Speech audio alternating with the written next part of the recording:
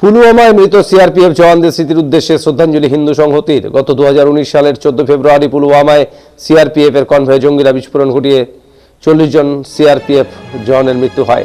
এইসব জওয়ানদের স্মৃতির উদ্দেশ্যে এদিন সন্ধ্যায় বালুরঘাট থানা মোড়ের শহীদ মঙ্গল পাণ্ডের শহীদ বেদির সামনে 40টি প্রদীপ প্রজ্বলন করে হিন্দু সংহতির সদস্যরা। পুলওয়ামায় মৃত সিআরপিএফ জওয়ানদের স্মৃতির উদ্দেশ্যে প্রদীপ প্রজ্বলনের পাশাপাশি 1 মিনিট নীরবতা পালন করে শ্রদ্ধা জানানো হয়।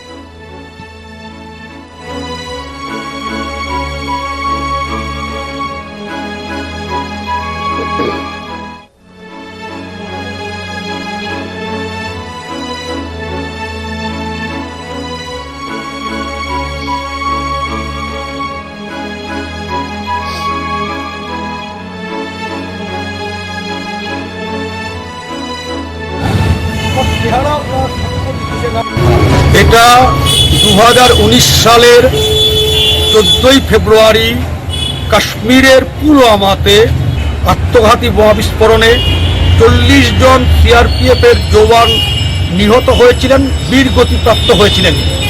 তাদের স্মরণে প্রতি বছর এই দিনটাতে হিন্দু সংগতি তাদের প্রতি শ্রদ্ধাঞ্জলি প্রদর্শন করে।